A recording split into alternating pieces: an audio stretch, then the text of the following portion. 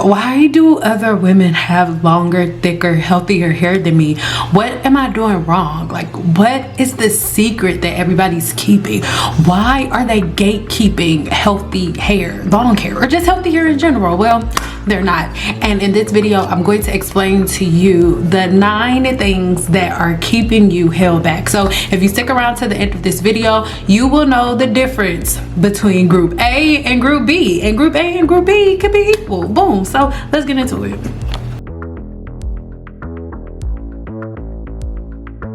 Before we get started, make sure you go ahead and subscribe here to my channel and then click on that bell notification so you're notified every single time I post another video. Now, when it comes to the hair salon, we are always saying as a licensed cosmetologist that you need to get your hair trimmed every 8 to 10 weeks. I say everybody says 8 to 10 weeks.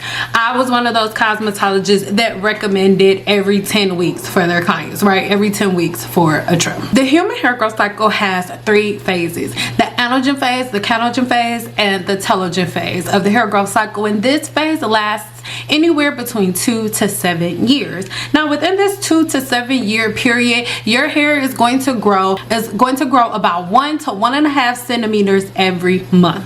Getting your hair trimmed every 10 weeks adds up to you getting about 6 trims in 1 calendar year. So when you think about it, if there are 365 days in a year and you're only getting your hair trimmed 6 times out of those 365 days, that is not hard to keep up with at all. And that is all you truly require to have a healthy head of hair that is not prone to breakage. But let's keep going. Now, considering that the average hair growth cycle gives you approximately 1 to 1.5 centimeters every month, then that would accumulate to you growing anywhere between 6 and 9 centimeters every year, approximately 2.4 to 3.5 inches every year. Now, when we're talking about trims, right, like the number and the length that I gave you is simply dependent on somebody who does have breakage or a couple of different instances throughout the year where you are having your protective styles and things of that nature. But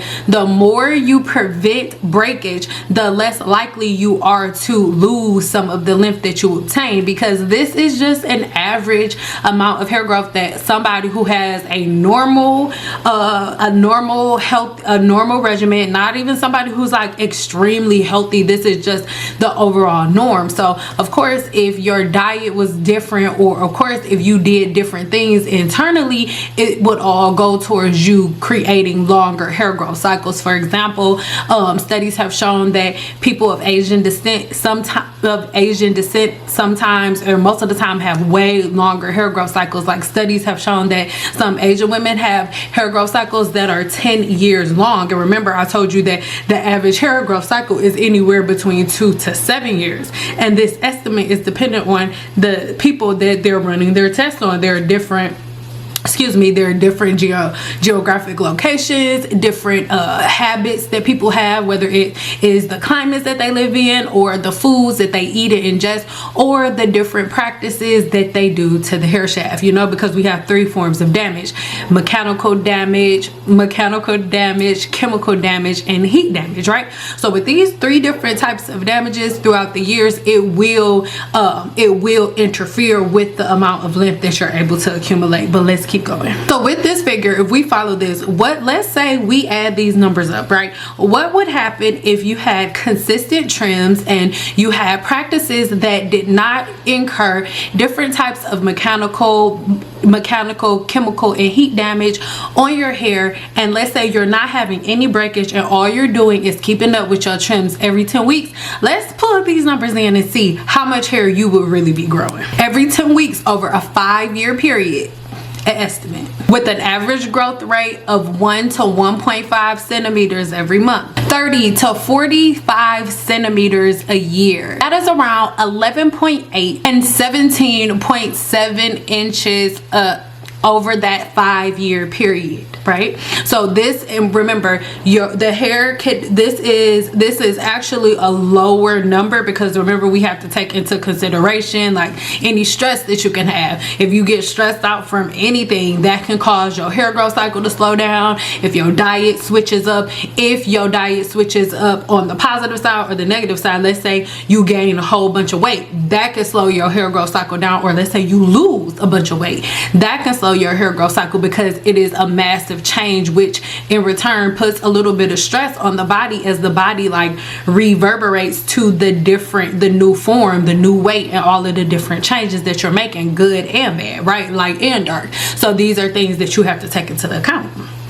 But when you know the science of the human body, it's not a big deal. You can make changes. So let's say over a 12-year period, we already gave you what would happen over a 5-year period of you having trims. Let's see what would happen over 12 years. How much hair would you be able to grow over a 12-year period, getting your hair trimmed every 10 weeks with your hair growing approximately 1 to 1.5 centimeters every single month? How much hair would you grow in a year? I mean, how much hair would you grow in 12 years if you kept this pattern going? Let's see.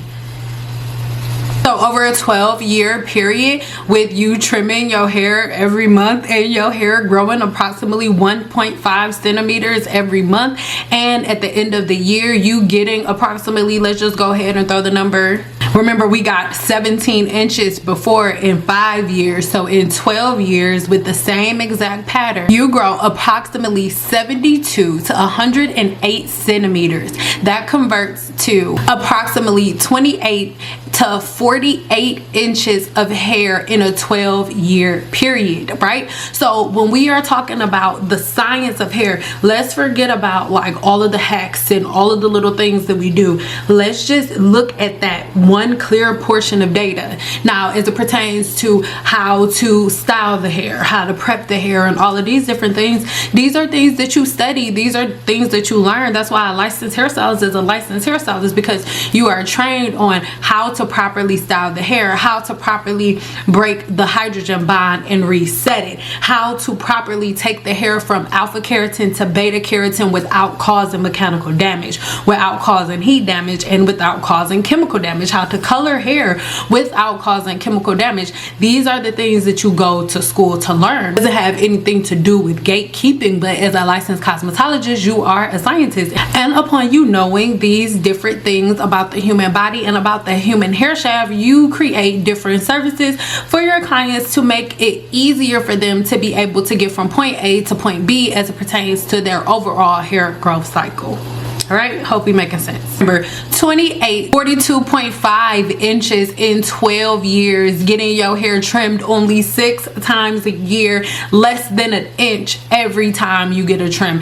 That is how you are able to keep healthy hair. See, getting a trim doesn't help your hair grow. Getting a trim helps you retain the length that you do get, because everybody grows hair. So that's what confuses people. It's not, oh, how do I grow hair faster? Everybody's growing hair. The thing isn't how to make hair grow faster, it's how to retain the length that you get. For example, anytime I would get a client that would say, oh, I keep getting retouches, like I'm going to get a retouch, I keep getting new gray hair, but my hair isn't growing. Think about it. If you have, once you color your hair, that is permanent hair color. If you have naturally gray hair, that is permanent hair color, right? So if you see blonde hair coming out of the root, that is brand new hair. So if you're not seeing length extend at the bottom, but you're seeing new growth and roots, that means that the practices that you are having is causing your hair to break off on the ends.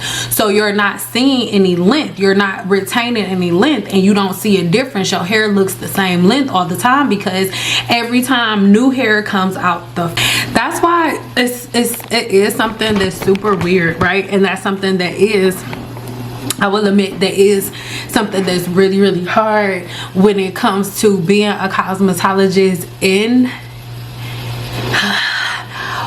in certain communities, I just really don't want to make general statements because people have had bad experiences in the past. You can't help but link those experiences to the things that are really supposed to happen, because most of the time, if we're being honest, when you go to the hair salon and you get a trim, most women are like, oh my gosh, she cut so much hair. Most of the time this is like your first time going to the shop in like years on top of years. So it's not always like I'm not gonna negate, there are definitely, I guess, I've never met any, but I'm still not going to try to say that your experience isn't valid. Obviously your experience is valid. Like obviously there are some dusty hairstylists out here that may be jealous of their clients, but this is why you have to make sure that you find a good hairstylist, because this is where the problem lies. The thing about a woman who can't grow hair, or who hair is visibly shorter, it looks as if your hair is not growing. It is not hair growth that you're having a problem with, it is length retention.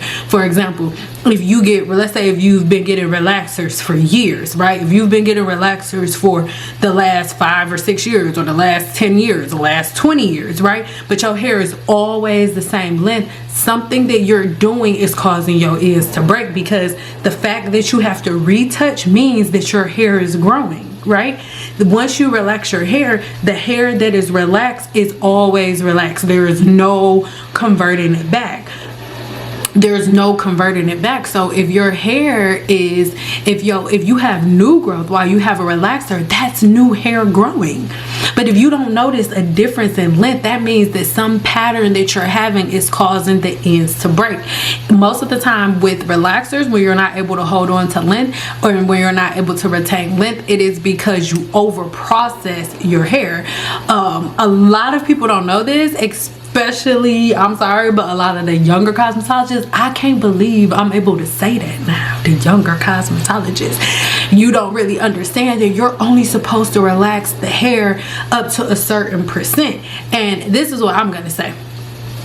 I am going to be one of those hairstylists that is accountable. I feel like one of the main issues that is around and why people just get stuck, it's like, where do we go wrong? Is because the people who messed it up are not accountable. And I want to say, I'm not one of those girls, but in my opinion, the reason that there's so much confusion throughout like social media and the hair world, when it comes to cosmetology school, most of the cosmetology teachers are hairstylists that don't do hair anymore. So if they were a hairstylist that used to use apple cider vinegar and all of that stuff, that is what they're going to teach their clients. I mean, that is what they're going to teach their students. So it is a lot of my generation of hairstylists that was right on that tipping point, because a whole lot of hairstylists in my generation of hairstylists, right, a whole lot of them ended up leaving the industry and going by and standing behind a chair because of the whole team natural community, and